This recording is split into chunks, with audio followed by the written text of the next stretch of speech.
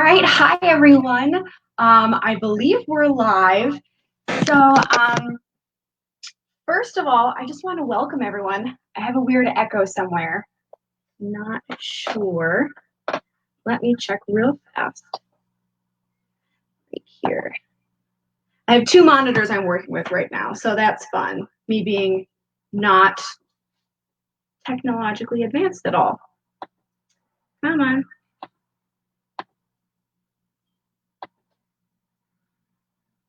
Ding, ding, ding. I like to keep it professional here. Alrighty, there we go. So welcome everyone to the Spook-Eats presentation here. So my name is Amanda. I am the weirdo behind Spook-Eats. So first of all, before we really get going, I just want to send out a huge thank you to everyone who made this possible. Jaunts, Haunted Magazine, and the Haunted Antiques Paranormal Research Center. None of this would have happened without them. It was kind of their idea to come up with this free virtual Paracon, and it somehow happened. So huge shout out and thank you to them. Hopefully everyone is staying sane and safe right now during the COVID crisis happening. Those of you who can't join us live because you are working as an essential worker, a huge thank you to all of you. You're keeping us all safe, putting your lives on the line.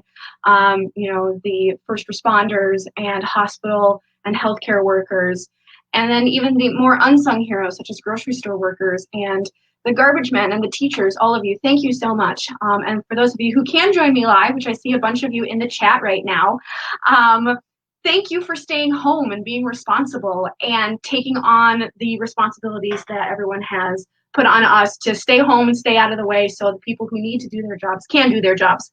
So anyway, without further ado, let us begin this presentation. So this is my first time doing a Facebook Live, so bear with me for a split second as I try to get my little presentation up here on the page. There we go. Dun, dun, dun, dun.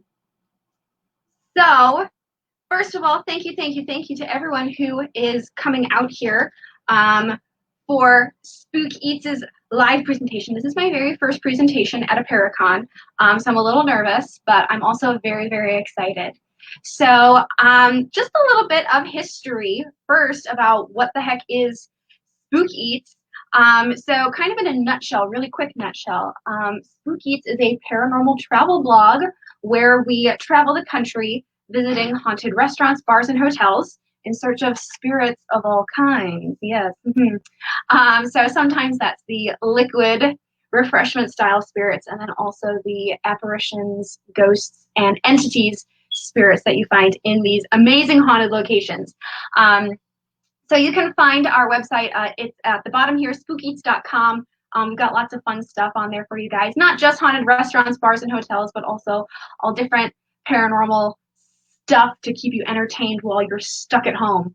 So like a lot of paranormal investigators and researchers, my first experience happened to me when I was about 7 years old. That kind of planted the seed of wanting to investigate more of the paranormal. I started ghost hunting in around 2004 when I was 14 years old. I say ghost hunting, and I mean ghost hunting where, you know, you would break into cemeteries and, you know, do the silly stuff trying to communicate with ghosts. Since then, I have gotten a bit more professional, not too much though, because we want to have some fun here, you know. But the main reason why I kind of got started in the paranormal with Spook-Eats goes back to my little brother. Those of you who have listened to podcasts and stuff, you know my backstory. In 2015, my little brother passed away from pediatric cancer, and that was really the start of me wanting to learn more about life and death and what comes next. And I found that so many haunted locations that I wanted to explore to try to find my own answers were very difficult to access. Either they were only open to established paranormal teams, or they were exorbitant to try to get into, or they were only available for famous people on TV. I am none of those things. So I decided to turn to haunted restaurants, bars, and hotels. These are places that are already open to the public. They already want you to come and spend your money. And a lot of times these places have just as much history and just as much paranormal activity as the places you might see on TV, such as old jail cells or hospitals or orphanages. So it's a bit more enjoyable to visit these places. They have electricity and heat and bathrooms as well as food, and they're also more welcoming. My philosophy with the paranormal is that it belongs to everyone, not just the few celebrities on TV that can access these locations. So today I wanted to share with you my top 5 Spook-Eats destinations. Just a quick disclaimer before kind of diving into it. These are just my personal favorites. This is totally personal opinion. There might be some places that you think should be on the list that aren't on my list. Maybe I haven't been there, or maybe I didn't have as good of an experience as you did. But these are just my personal experiences, my personal opinion. And a lot of these places are all within a one-day driving range for me. So I encourage you to look at your own communities, look at your own towns and your own cities, and find those haunted restaurants, bars, and hotels. They are there just waiting for you to discover them for yourself. So, do a little bit of research. Look at the history of some of these buildings that you're going to, and when in doubt, just ask. A lot of times when you ask the wait staff or bartenders at these different locations, they've got tons of stories to share with you. So it's just brave to just kind of go out there and just explore and see what you can find. So enough of that. I'm president of the Amanda Woomer fan club. Thank you, India. So without further ado, let's start the top 5 Spook-Eats destinations in the United States. So number 5 for me is the Eagle Hotel. This is a really cool place. It's kind of 2 or 3 buildings in one. It is if not the oldest building, it's one of the oldest buildings in Waterford, Pennsylvania, and it was built in 1826. So by American standards, that's pretty old. I was recently in the UK over the summer, and they have buildings dating back to the 1200s. So 1800s is not that old by some standards, but by ours, it's pretty old. This place acted as a rest stop for people who were kind of heading out onto the American frontier. So it was kind of like that last taste of civilization before heading out into the unknown. And interestingly enough, the interior of this hotel was destroyed in a fire in 1845, but it was restored within a year. They were back up and running, so good on them. And fun fact, according to legend, President Zachary Taylor supposedly stayed here at the Eagle Hotel in 1848. So not too long after the fire that devastated it inside. Today, it is home to an Amish-style restaurant called Sugar and Spice, as well as the Fort LeBoeuf Historical Society Museum. But before we get to that, a little bit more of the history of this place, if it'll pop up for you. There we go. French Fort LeBoeuf.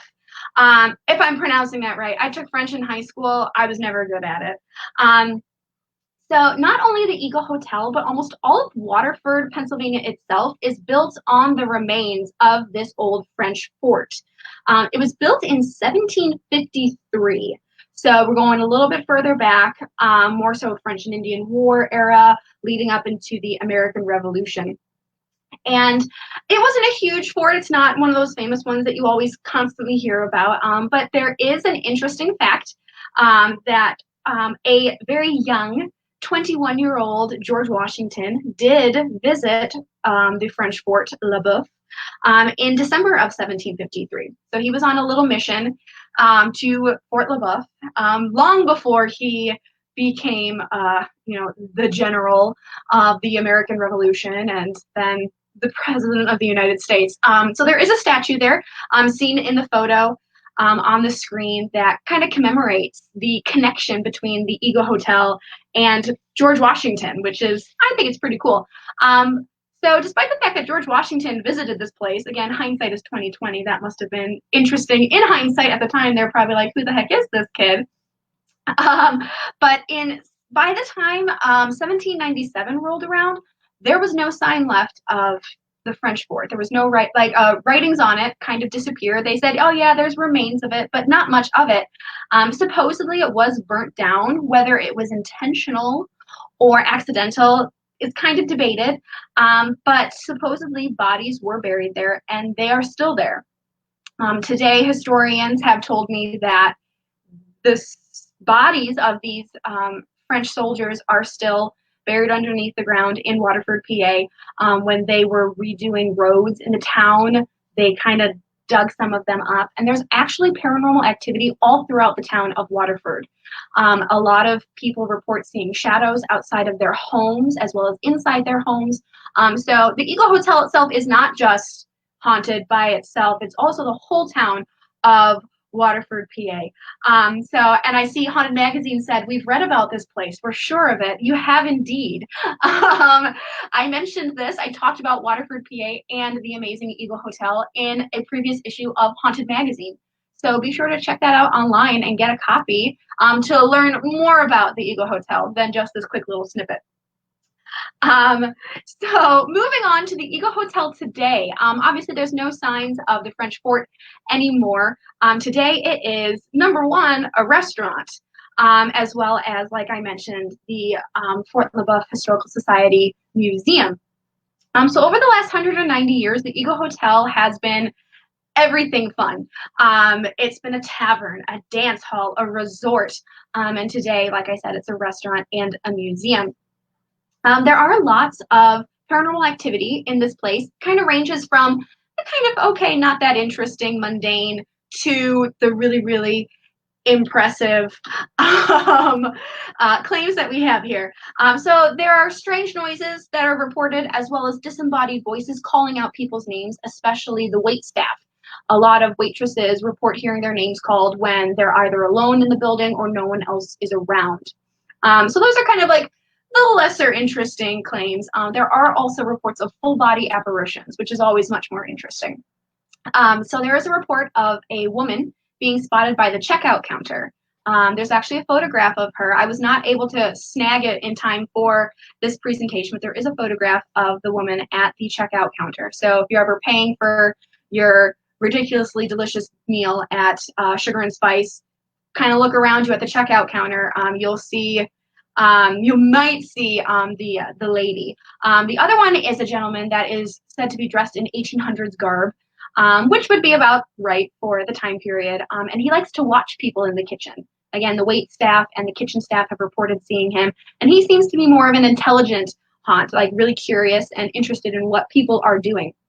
The most common claim, though, and report coming from the guests who visit the Eagle Hotel claim that silverware flies off the table as they're trying to eat. So a bit of an annoyance if you're trying to eat your meatloaf or something, but definitely something interesting and gets people's attention. Here, one of the other claims that I thought was really interesting is the sound of a baby crying. People hear the sound of babies crying on the staircase that is featured here on the slide. People do hear a baby crying when there's no babies in the restaurant.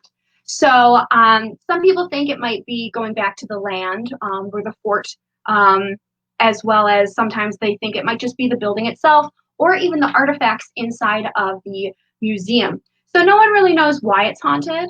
Could be a conglomeration of everything. But one thing is for sure, it's a very busy, hopping place. It's very, very popular.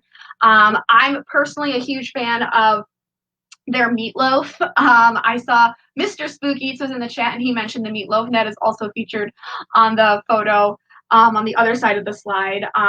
Delicious, absolutely amazing. So one thing that we do here at Spook-Eats is we like to rate all of our experiences with a spooky rating and a yummy rating. So the spooky rating, here it's a little bit on the lower side. It's a 7 out of 10. Pretty fair though. So my reasoning behind the 7 out of 10 was, there are stories of these apparitions and a baby crying and objects moving. So it does have a lot of potential for being very spooky and having that haunted vibe, but it doesn't have that vibe. The restaurant is very bright, it's very warm, it's very welcoming. If you go at Christmas time, it's beautifully decorated. All of those things are good if you're a business and you want people to come in. However, for someone like me who's looking more for that creep factor, it kind of takes away from it for me. So I did lower it a little bit. And it just doesn't give off that haunted vibe. And they don't really advertise the fact that they're haunted. But like I said, if you ever ask a member of the wait staff, 9 times out of 10, they will have something to tell you, or they'll bring someone over to share their stories with you. Yummy rating. I know right out of the gate, I'm putting a perfect score, but I'm going to stand by it still. I was there a year and a half ago, and I was just back there recently, and I stand by the perfect score. So like I said, this is an Amish-style restaurant. So that means that it is hearty and not at all healthy. It's not healthy for you at all. The portions are ridiculous. There's actually a joke that they say that nobody leaves the Eagle Hotel hungry. Everyone goes out with takeout bags, huge portions, and not really expensive at all, which I found over the years that places in haunted restaurants, or restaurants in haunted locations, there we go, tend to be more on the expensive side. So Sugar and Spice was a nice surprise, but the most expensive thing was like $17, $18. So you really can't grumble about that. Like I said, I recommend the meatloaf. I hate meatloaf. Just ask Mama Spook Eats. I think it's disgusting. If I'm going to eat ground beef in a different shape, I'm going to eat a hamburger. However, the meatloaf at Sugar and Spice is phenomenal. It's one of the best things I've eaten in a long time, and it kills me to say it, but it's amazing. And of course, an Amish restaurant, you can't not go without having dessert. So even though you're going to want to order, the Amish noodles and 3 different things, you're going to want to save room for dessert for sure. They're all homemade. They're all made from scratch. They're ridiculous. They're huge portions as always. So be sure you save room for dessert. So now we're going to go to a little bit of a different cuisine style. Instead of Amish style cooking, we're going to be doing Mexican. So number 4 on my list is Hacienda. Whoops. Spoiler alert. At the 100 Center. So this place is really unique and interesting and was a surprise for me. So it is located in Mishawaka, Indiana. And it was built around the turn of the 20th century. I couldn't really pin down an actual date, which kind of killed me. So early 20th century. And it was the private residence of the Cam family. It was built specifically for this son of the kind of like the patriarch of the family, Alban Cam. So this is an old mansion. Just to sound amazing, it's a haunted mansion. And this place, as if a haunted mansion couldn't get any better, it's home to a Mexican restaurant now. But a little bit of history first. I mentioned the Cam family. So if you were around northern Indiana before 1951, I personally was not, you might be familiar with the Cam and Schellinger Brewery. So this was a brewery that ran from 1870 to 1951. It managed to survive those dreaded years of Prohibition, and it made it through to the 1950s. So both the Cam and the Schellinger families did build mansions on the complex property so they could kind of live and work at the same time. And if you look right here in the little red circle, that is the Cam mansion. That is where Hacienda is located today, on the corner of Lincoln Way leading into the complex. So it's a huge complex. This is a beautiful mansion. And it's kind of like one of the last places you would expect to see a Mexican restaurant, but kind of a place you would expect to have some ghost stories surrounding it. The number 1 ghost story around this place is actually a very tragic love story, about as tragic and lovey-dovey as you could possibly get. So according to legend, the owner of the building, I'm assuming Alban Cam, from all of my research, he had an affair with a maid in the household. At one point, the maid found out that she was pregnant, and after she told Cam, her employer, he turned his back on her, and either overcome with a broken heart or shame or what have you, the young maid hanged herself up in the attic of this beautiful mansion. The story goes one step further, and apparently the young man, whether it was Albin Cam or someone else in the legend, he was overcome with guilt for turning his back on his lover, and he ended up committing suicide down in the basement. So kind of a paranormal sandwich. We have a suicide up in the attic and a suicide down in the basement. So it takes this really beautiful mansion and turns it into a haunted mansion. So the 100 Center today doesn't quite look like a haunted mansion anymore. The facade very much looks like it did originally, but the inside has been completely transformed into a bright, colorful Mexican-style restaurant. So it's located in the 100 Center. So the 100 Center is basically the Cam and Schellinger Brewery restored and making way for local restaurants and local businesses. It was very popular in the 1970s, and it's kind of getting a resurgence today as well. In 1987, I believe, I got some conflicting reports again, which was weird because it's somewhat recent, but Hacienda decided to move in, and they started the very first store in their franchise of Hacienda restaurants. So today it is home to Hacienda and their famous wet burrito. That is a photo of me on a road trip. In my defense, I look exhausted at that point with their wet burrito. These things are absolutely ridiculous. It's the size of a baby, as you can tell, and not expensive at all. So that's, again, one of the perks for me, in my opinion. They also have their frozen margaritas, also pictured here. So it's this weird mixture of old classic architecture and local history. And then we're just going to throw margaritas and burritos at you as well. Ghost stories surrounding this place do kind of focus more so on the maid of our tragic love story. There have been lots of reports of a hazy apparition of a young woman. And many people do believe that this apparition is the young maid that committed suicide up in the attic. There's no confirmed reports. I haven't found any photos of her or anything. And she always comes off as hazy, not really a strong physical presence, but she does seem to be there. Other claims reported by the staff are soda machines turning off and on, as well as the bathroom stalls on the second floor opening and closing on their own, which is only slightly terrifying if you're trying to relieve yourselves. So that is the Hacienda at the 100 Center. Time for the ratings. My spooky rating is fairly low. It might be the lowest on the list. Hear me out. So I do realize that it's a somewhat low rating for a restaurant in a haunted mansion. It does have an eerie feel to it. When I was first walking into the building, it did have that kind of weird vibe. You're walking past all of these booths and these tables, and you look into these rooms, and you forget that this was a family home. You know, people lived here, people played here. So it's weird and unnerving in that way. But my biggest gripe is that there is a lack of history and physical evidence of the ghost story. And I know that sounds silly, but in my opinion, without any sort of historical context or evidence, a ghost story is nothing more than that. It's just a story. It could be a good story, but nothing more than a story. So there is no physical evidence that Albin Cam committed suicide in the basement after having an affair with his maid. According to the Historical Society, Albin Cam very well could have had a maid. I'm sure he did have a maid.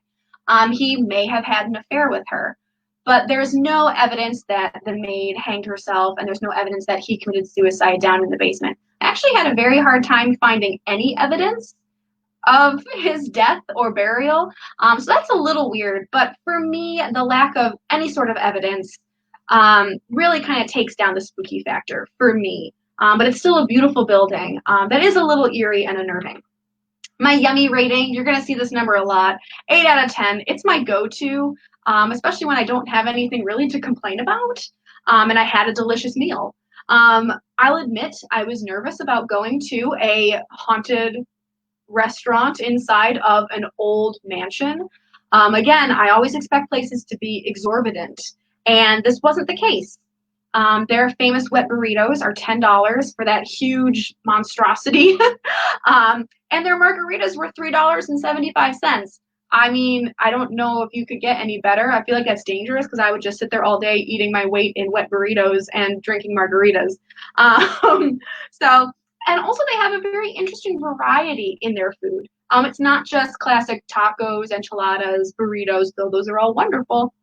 They do kind of put their own little twist on these traditional dishes, which is nice.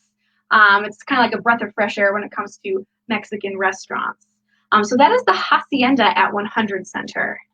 Number 3, we have the Winking Lizard Tavern. This is a super fun place. I've recommended it to a lot of different people.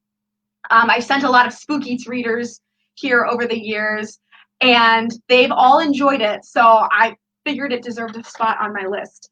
One thing that is very important to remember is that Winking Lizard is actually part of a chain. There are almost 20 restaurants in this Winking Lizard chain. Only one of them is haunted, and it's the one located in Peninsula, Ohio. So just keep that in mind if you're ever, searching for Winking Lizard, or you're looking to actually visit the haunted location. Keep in mind that it is the one located in Peninsula, Ohio, just outside of Cleveland, Ohio, for those of you who need a geographical reference. This building was built in the 19th century. I've gotten conflicting reports, which drive me crazy, but that's okay. Some people say it was built in 1850, and other people say it was built in 1881. Now, that might not seem like that big of a deal, only a 30-year difference. The whole scheme of human history, it's not that big of a deal. However, there is a reason why I do care about it, and that is because there are reports that say that the Winking Lizard Tavern is connected to the Underground Railroad. Now, those of you who paid attention in history class, or those of you familiar with American history, the Underground Railroad ran from 1820 until about the 1860s, once the Civil War began. And so this is why it's important to see whether or not it was built in the 1850s or in the 1880s. If it was built in the 1850s, there's a very, very good chance that it was a stop on the Underground Railroad. If it was built in 1881, obviously that wasn't nearly as necessary after the Civil War. It could be that the town of Peninsula had stops along the Underground Railroad. It could be that the land itself was used as a stop, but not the building itself. So that is one thing that I wish I could have pinpointed more for this presentation, just so I could tell you for sure if it was a stop on the Underground Railroad. But again, the Underground Railroad was a secret for very good reasons. So maybe it's fitting that I don't know the exact answer for that. However, this place has been kind of the anchor of nightlife in Peninsula almost since it began. Supposedly, it was a speakeasy during Prohibition, and there is a basement area, which today is a whiskey bar, so that only seems fitting if it was, in fact, a speakeasy during Prohibition. In the 1930s and 1940s, it was kind of like a big band music hall, where you would go on your Friday or Saturday night with your girl and go dancing. And then up until 1970, it was known as the Peninsula Nightclub. And you can actually see in the photo here that the sign is still up for the Peninsula Nightclub. And a lot of people have really great memories of that place. So it's always been kind of an entertainment magnet of sorts in the area. And today, even though it's a restaurant, it still is really the hub of socializing and activity in Peninsula that I found. So again, today, the Winking Lizard Tavern is now kind of like a sports bar, very bright, got memorabilia all over the walls, and it is very, very crowded. So it's a restaurant, it's a bar, and there's also a whiskey bar down in the basement, like I mentioned a few seconds ago, that is open Thursdays through Sundays. Unfortunately, I was there on a Monday, so I didn't get to see the whiskey bar, so I'll just have to go back and see for myself. The menu, if you're going to eat, is absolutely massive. This is my warning to you. It's almost too big, where I had like analysis paralysis. I could not make up my mind. I made a knee-jerk decision of what I wanted to order, and I didn't love it, and I'm so mad about it. But there were some other things I did order that were absolutely amazing, and I'm glad that I did. So just as a warning, when you go, they have a great big draft list of all their beers. They have the whiskey list, which is the picture here with Mr. Spook-Eats in the middle. And then they have their huge menu. So for me, if I'm going to tell you, if you go to the Winking Lizard Tavern, there are two things that you have to order aside from a cocktail or beer, obviously. Number one is the barbecue ribs. Now, I know some people might be barbecue connoisseurs. You know, you might think, oh, you know, Texas has the best, or Tennessee has the best, or wherever has the best barbecue in America. And I would agree. I don't think Ohio when I think of barbecue. For me, I'm also not a huge fan of barbecue. I know I lose points for not liking meatloaf and not loving barbecue. If I'm going to have barbecue, I'm going to Rendezvous in Memphis, Tennessee for my dry rub barbecue. But a close second is the Winking Lizard barbecue. So they have award-winning barbecue sauce that is pretty delicious, actually. And this is one of the highlights of their menu. They offer different sizes and different portions of ribs here at the Winking Lizard Tavern. So you can get lizard bones as an appetizer. That's what's pictured here, which honestly is a meal enough for me. So then they also have the bucket o' ribs. I don't know how many ribs are in the bucket of ribs. But I'm sure it's a monstrosity of deliciousness with their barbecue sauce. So I highly, highly recommend their barbecue ribs. And the other thing that I recommend, pictured on the other side, is the chicken wings. I will say this right now. I am from Buffalo, New York. I am from the home and the birthplace of the chicken wing. So I like to think of myself as a chicken wing expert. Every time I travel somewhere, I like to try the chicken wings just to see how they fare. I will admit I have found some chicken wings better outside of Buffalo than I have inside Buffalo. And the Winking Lizard's chicken wings are pretty darn good. The thing I like the most is that they offer 23 different sauces. So it's not just mild, medium, and hot. You have all of these different flavors to choose from. So they have the safe ones, honey mustard and barbecue. Those are cute. Then they also have the more insane flavors like fire in the hole and magma. I asked our server what his favorite flavor was, and he said spicy garlic. So I trusted him. It's number 4 from the top of the list. So it's not too insane, but it's also not pathetic. No offense. It was absolutely delicious. I really enjoyed it. And I found that if you go to the Winking Lizard Tavern, get a beer, get the ribs, get the wings, and call it a day. You're going to be super happy that you did. Trust me, I took a bullet for you. So our ratings here, spooky rating again is a little bit on the lower side, but a little bit higher than the haciendas. So for me, it doesn't look haunted. It just looks like a good old-fashioned sports bar. But there are a lot of really interesting stories coming from this place. So even though even though the restaurant tends to be fairly haunted, oh my gosh, I need more coffee, guys, tends to be crowded, there we go. As soon as it closes, a lot of the managers leave and they refuse to stay after dark. That is because they are afraid.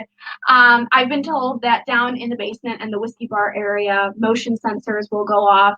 A computer was thrown across the room, which is really upsetting and terrifying, actually.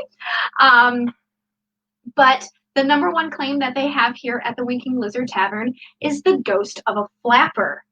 Now, I was really excited about that because so many times you hear ghost stories and apparitions haunting locations, and it's always a stuffy, dusty Victorian ghost. I don't know why, but here they have a flapper, and she is seen so often that people can describe her. She's a middle-aged woman, and she wears a red dress. So a lot of people do connect her with the days of Prohibition and the time that the restaurant was supposedly a speakeasy.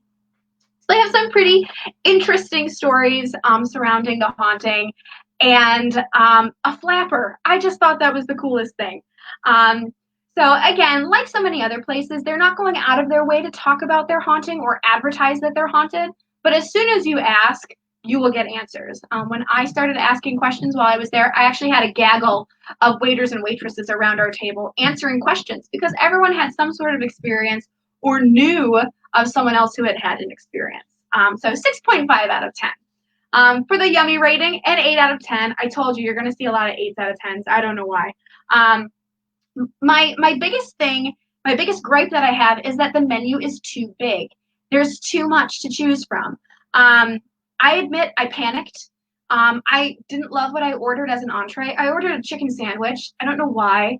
I didn't love it, like I said. So again, I would recommend don't even bother opening the menu. You order the ribs, you order the chicken wings, you get a beer or a cocktail and call it a day. Trust me. Trust me on this. So that is the Winking Lizard Tavern. Again, that is the location in Peninsula, Ohio.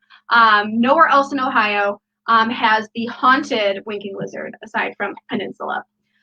Number 2 on my list is one that I'm sure many people have already heard of, that they already know of.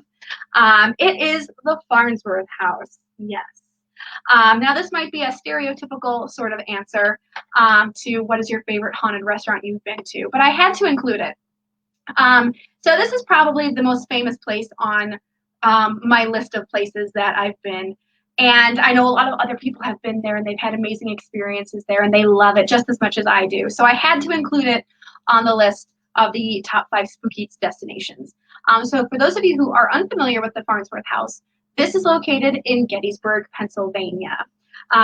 So the building itself was built in 1810, but the brick structure that we see today, kind of like that iconic Farnsworth House brick structure, was only built in 1833. So a little bit later, but still prior to the Civil War. And fun fact, the land was originally owned by Reverend Alexander Dobbin. Again, if you've been to Gettysburg, you'll hear the name Dobbin and you'll recognize it.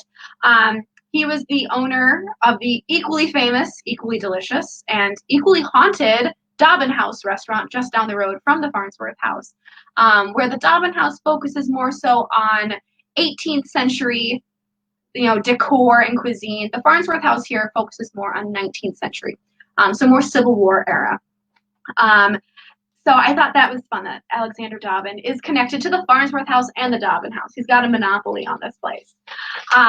So today, the Farnsworth House is actually a hotel and a restaurant. But it's most famous for the Battle of Gettysburg. It was present during the Battle of Gettysburg. It was a 3-day battle in 1863. And at the time, the house was actually inhabited by the Confederates. Most famously, I think people always think of the Confederate sharpshooters up in the attic. So you can see the photo on, I believe, it's so hard to tell. I believe it's the right-hand side of the screen, but it could be backwards. The vertical one is up in the attic of the Farnsworth House, and that is where the sharpshooters were stationed during the 3-day Battle of Gettysburg. Today, you can see the bullet holes still from the battle.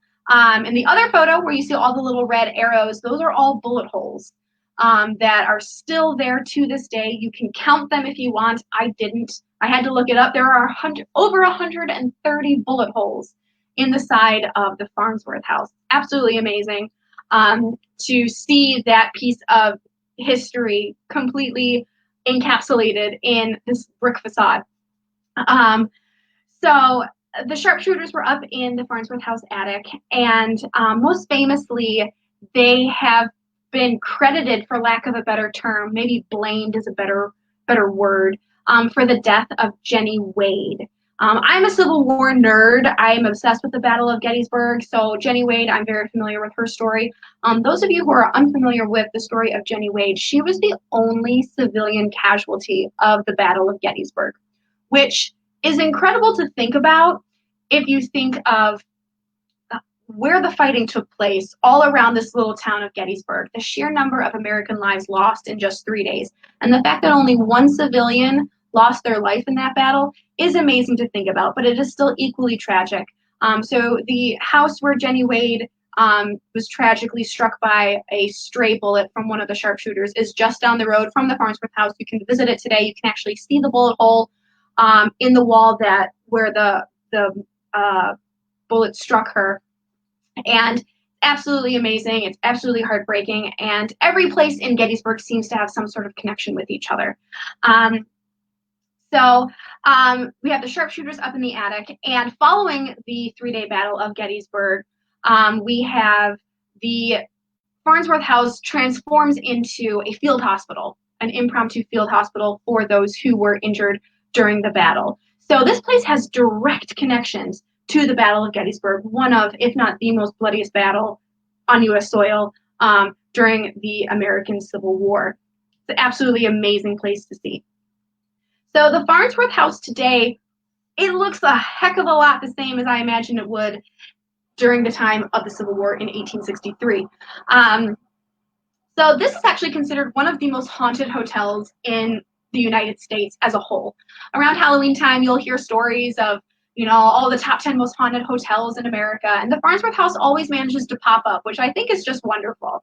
Like I said, today it's a hotel and a restaurant, as well as a bar, and there's even a beer garden that was recently added. I spent a lot of time there my last time visiting Gettysburg. It's beautiful. You can look. You're sitting right next to the wall where all the bullet holes are. Absolutely amazing.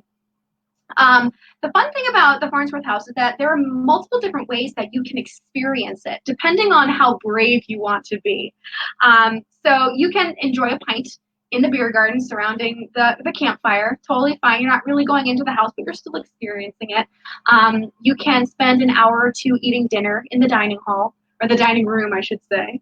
And then you can also be a little bit braver. You can go on a tour. There are tours that go up into the attic where the sharpshooters were, as well as down into the basement if you're feeling brave. If you're feeling particularly brave, you can also spend the night at the Farnsworth House. So the most famous room, or infamous room, is the Sarah Black room. It's very, very popular. There's a lot of claims coming from the Sarah Black room.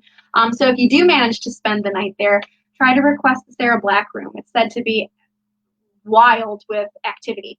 So the claims here at the Farnsworth House, kind of, again, it's a nice range. People hear the sound of heavy breathing, and they also smell cigar smoke or pipe tobacco. There's also, interestingly, in the hotel rooms, the sensation of someone tucking you into bed. That's a little unnerving for me. You're already in bed, and someone tucks the blankets around you, snug as a bug in a rug. And many, many people have reported this not only in the Sarah Black room, but in other rooms around the house as well.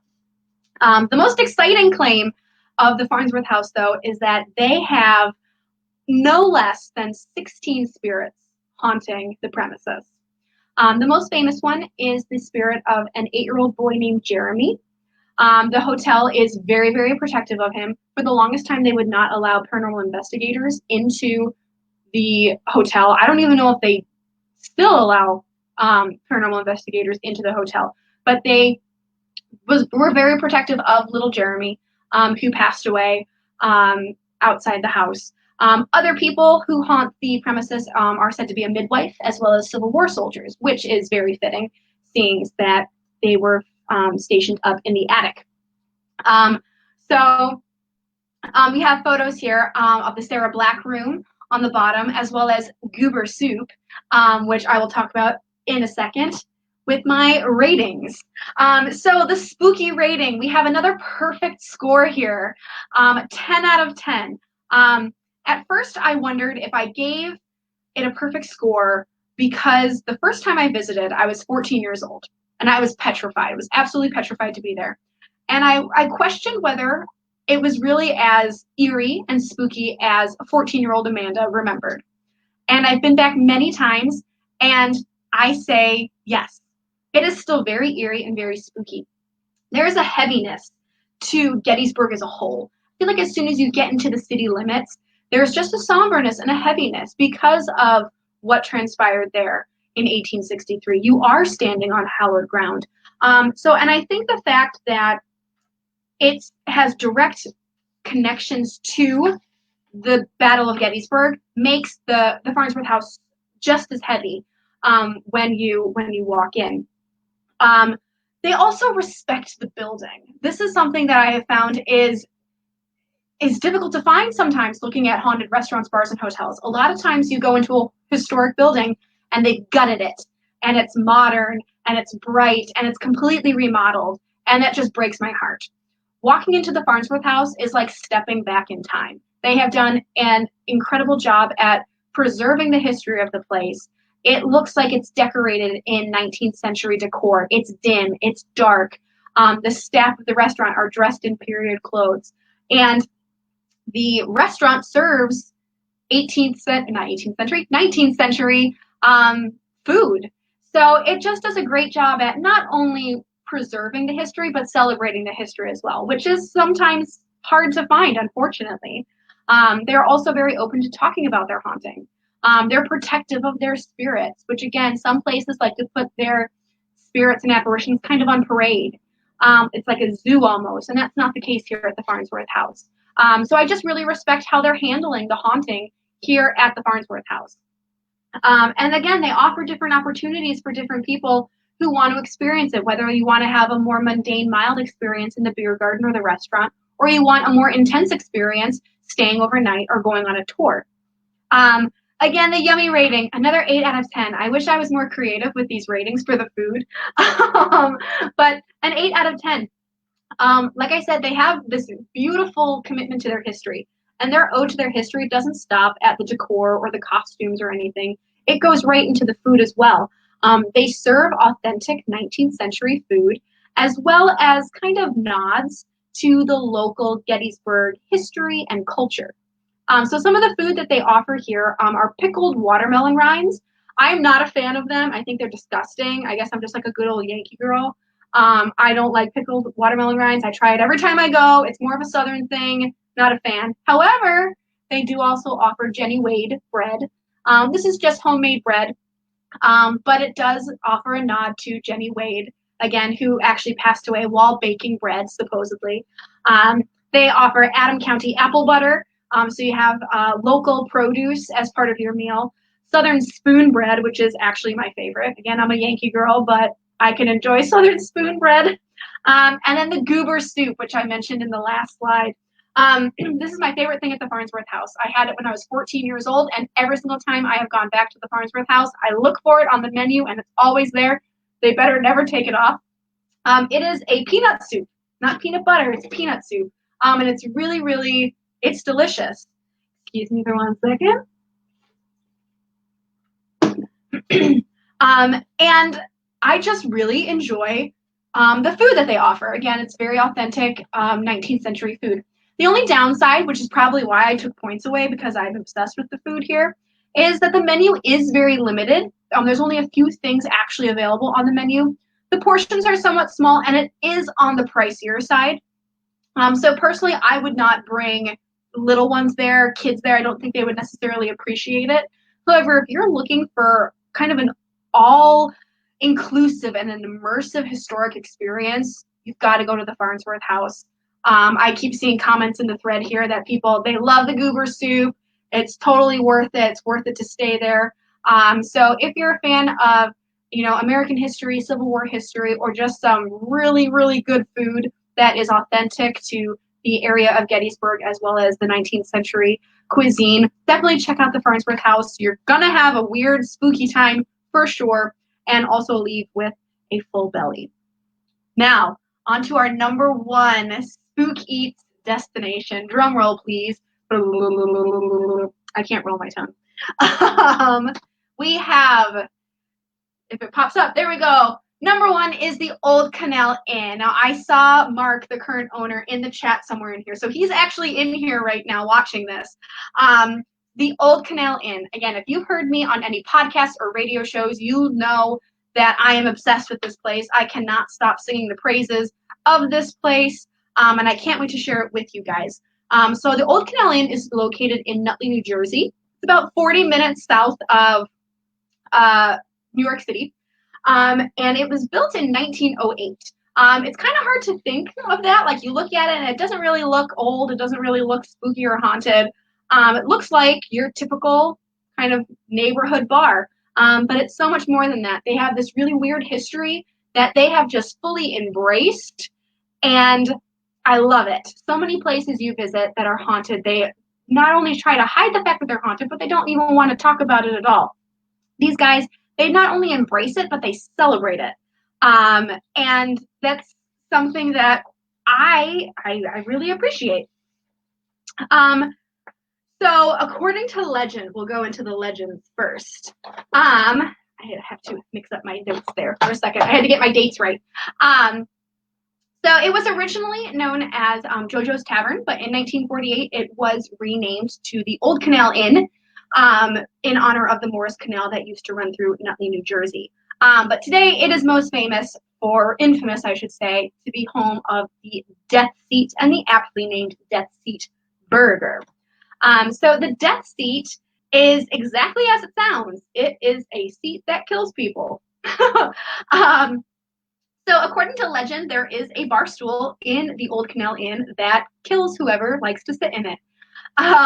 So the legend goes that in 1964, there were two frenemies kind of arguing over this particular stool. Now, this was considered the best seat in the house. It was located right next to the front window, so there's a lot of light coming in. Further down the bar, it would be darker. You couldn't see what you were eating. You couldn't see who you were talking to. So this was really the best seat in the house. These guys were fighting over it. The guy who won, the unfortunate soul who ended up winning, he sat down in his chair and died of a heart attack. The runner-up, or the loser, I should say, he kind of took this as an opportunity to kind of take back his seat that he always wanted. So once his friend was kind of out of the way, he got to sit in this seat, and he too died of a heart attack while sitting in this chair. Since then, there's been at least one other heart attack directly connected with this seat, dating to 1986, so somewhat recently. And there have been other rumored deaths connected with the Death Seat. It's still there today. There's actually a photo of me touching it, like a moron. So I haven't died yet, though, so we're okay. I haven't sat in it. The seat is still there. I believe it still has like the original padding and everything. It's different from all of the other bars in the house, and it is chained off so you can't sit in it, with the lovely plastic skeleton, kind of reminding people to not sit in the Death Seat. So we don't know if this is like a cursed object, if there's some sort of hex on it, or if it's haunted by those who have passed away after sitting in this chair. We don't really know why this seat kills people. All we know is that at least 3 people have died after sitting in it, so let's not take any chances. So aside from the Death Seat, there are also stories of hauntings here at the Old Canal Inn. Pots and pans have moved in the kitchen when no one else is in there. Some people believe that there is a vortex down in the basement. And there's also been a full-body apparition of the previous owner of the Old Canal Inn. His grandson actually spotted him and recognized him after he had passed away. So really wild stuff is happening here at the Old Canal Inn. Now, the reason why I'm so obsessed with the Old Canal Inn and the Death Seat is how they are marketing the Death Seat today. Like I said, many haunted locations try to downplay their hauntings, and that's not the case here at all. Not only do they celebrate it, they market it. Behold the Death Seat burger platter. So this burger is a monster, and it's absolutely amazing. So it is topped with mashed potatoes, jalapenos, and cheddar cheese. Then it's beer battered and deep fried. Yes. This thing will give you a heart attack. So if you don't die from a heart attack after sitting in the Death Seat, you might die of a heart attack after eating this burger. It's absolutely amazing. It's only $13, which again, I appreciate because I'm on the poor side. However, one thing to remember is that this is only available on Mondays. So if you are planning a trip to Nutley, New Jersey, once you're allowed out of your house, keep in mind that you want to go to the Old Canal Inn on Mondays. That is the only day that you can get the Death Seat burger. And again, I highly, highly recommend it. People always ask me, what is my favorite place that has, the best food? And I always say Old Canal Inn just really has a unique way of taking their ghost story and taking their haunting and just twisting it and turning it into an entree. You see that with cocktails a lot. You see a lot of cocktails inspired by ghost stories, but you never really see an entree. So bravo. So my ratings for these guys, this spooky rating is a 7 out of 10. That's mostly because it doesn't really look haunted. You go in and it looks like your typical community bar, both on the inside and the outside. But again, they embrace their weird history. They love it. They love talking about it. So I really appreciate that they're open to sharing the story, as well as kind of debating whether or not the chair is cursed, if there is anything to the chair. It's just a great time to really sit and have a conversation with the owners or with the staff. My yummy rating is a 9 out of 10. Finally, we're out of the 8 out of 10s. Like I said, you need to go to the Old Canal Inn solely for the Death Seat Burger Platter. The closest thing that I can relate it to is like a Juicy Lucy.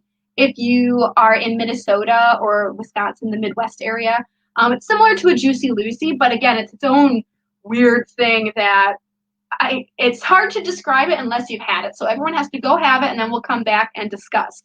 The other food on the menu is just traditional pub grub. Nothing really jumped out at me on the menu aside from the Death Seat Burger. So if you are going to go to the Old Canal Inn, you got to go on a Monday and make sure you get that Death Seat Burger platter. It's amazing. And again, another thing with the yummy rating, prices are not bad. For a haunted location, prices are not bad at all. So that is my #1 haunted location in the United States. So really quickly, before we open the floor up for questions, I know I'm running out of time. I said this would be an hour, and we're going a little over possibly. But if you want to follow me, if you love food, travel, and the supernatural, I recommend you finding me, stalking me on Facebook, Instagram, and Twitter. It's all at Spook-Eats, nice and easy to remember. And my website, like I said before, is www.spookeats.com. So follow along for all of our adventures. So without further ado, that was the presentation. I do have some questions that people have put in over the last week or so. I recommend if you want to have any questions answered right now live, send them to me right now in the chat. I've been kind of like keeping an eye on it as I'm going, trying to multitask. But really quickly, I have some pre-questions that people have sent in that I'll answer while you guys try to think of any questions that you guys might have. So the first question I have is from Adam. It's actually my husband. Don't know why he sent it to me, but that's fine. Thank you. My #1 question: what is your favorite drink inspired by a ghost story? For me, it is Bridget's Orchard from Turner's Seafood in Salem, Massachusetts. Now, the story goes that Turner's Seafood, the building itself, is built on the old apple orchard of Bridget Bishop. If you are a history nerd, you'll know that Bridget Bishop was the very first victim of the Salem witch trials, and she owned an apple orchard in this area. So they created this cocktail that I call a big kid apple cider. It's very good. It's not like an apple teeny where it's like that sour disgustingness. It's got this beautiful fall flavors, absolutely delicious. So the Bridget's Orchard from Turner's Seafood, I would go back just for that. The next question is from Matthew, and he says, do you have any favorite haunted places outside of the United States?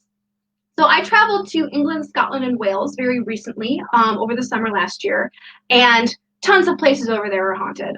Again, the history is just absolutely amazing. For me, the two that really stand out is the Drover's Inn in Scotland. This is at the tip of Loch Lomond. It's your typical looking pub that it's this beautiful location, beautiful building. You walk in, there's centuries of spilled beer on the floor. The floor is sticky. It's lit by old candles and stuff. A lot of good ghost stories, delicious food. So the Drover's Inn in Scotland is definitely a favorite for me. And then the Golden Fleece in York. This is an interesting place. York itself is one of the greatest cities on the planet.